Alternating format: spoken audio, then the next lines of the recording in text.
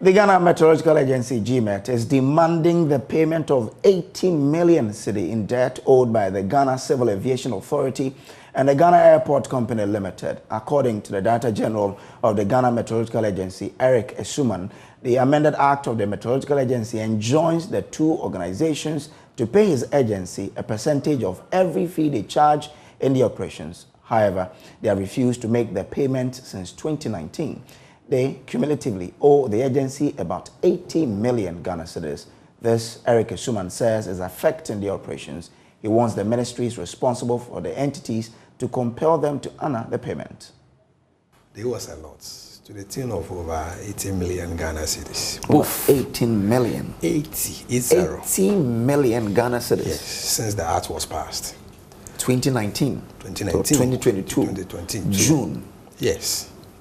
In fact, as at June 2021, I had a data, and as at that time, they owe us about 60 million.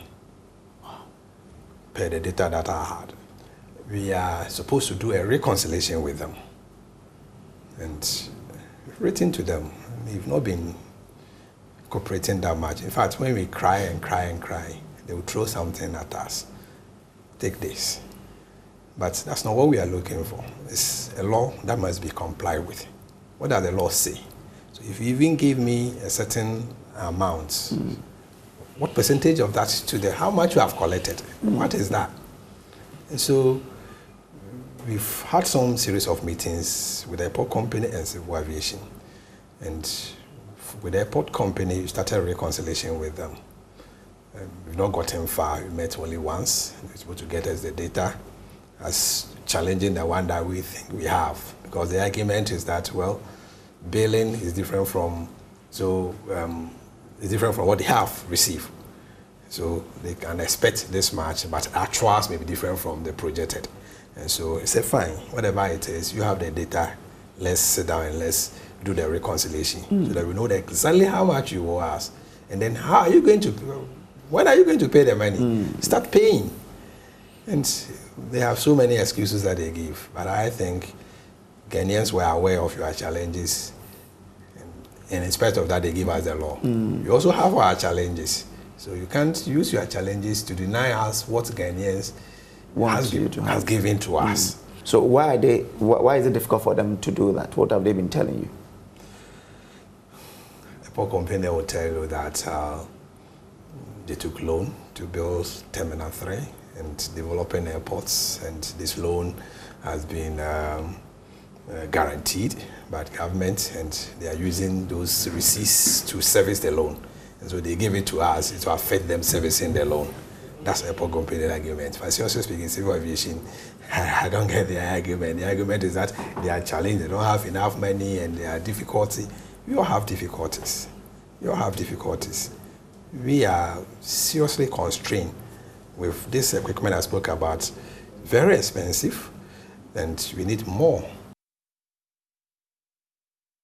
The Ghana Meteorological Agency there, but we've tried to speak to the other agencies involved. We've not been successful. But in the meantime, why is the Ghana Meteorological Agency still relevant in this day and age where there are apps that can predict the weather for you?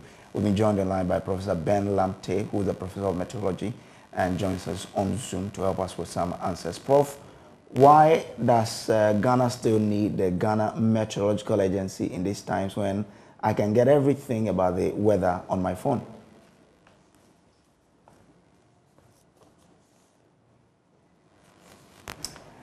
Prof, I think you would have to unmute your microphone so we can hear what you're telling us. I want to find out from you in this time when everything about the weather can be predicted on my mobile phone.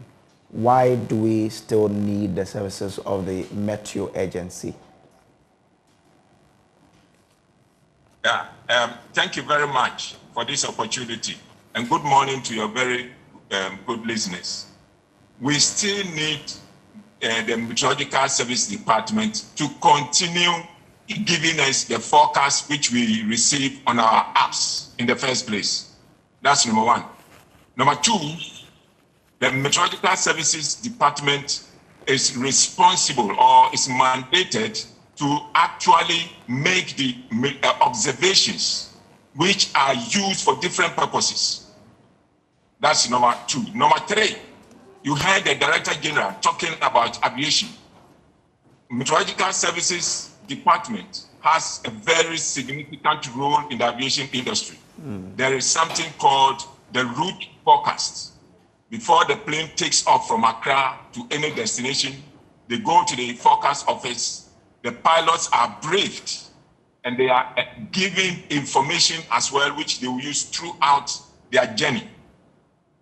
Number four, the observations that are recorded by the meteorological agencies are used to calibrate automatic weather stations, for example. They are used to develop models. They are used to verify the models. And more importantly, local meteorological information can be obtained from the meteorological offices. So these are just a few uses why we still need the Meteorological Services Department. For example, if you are going to put up a building, it is advisable to contact the Meteorological Services Department about the weather and climate of your local area. And that will help you in how you orient your building. For example, Smith Flats, for example, have been undertaking projects. And sometimes you close, when it's raining, you will close the louver, but the rain will still enter. And it's because of the climatological conditions, the prevailing climatological condition of the wind in that area. Thank you very much. All right. But since you know much about the agency, were these debts that the Civil Aviation and the Ghana Airport owe them, how is that affecting their operations in just 30 seconds? I think that if they should pay these debts, the Ghana Meteorological Agency will improve tremendously beyond what we are seeing now. They will be able to sustain their activities more than what they are doing now. In what ways, if you say they will be able to improve, what ways? For example, there are a lot of logistics that the Ghana Meteorological Services need. And because of financial constraints, they are not able to lay hands on those logistics. Getting these monies will help them to get the basic, I'm not even talking of advanced technology, the basic things they need in provision of their services. All right. Thank you very much, sir. That's Professor Ben Lamte. I'm grateful that you find time to join us.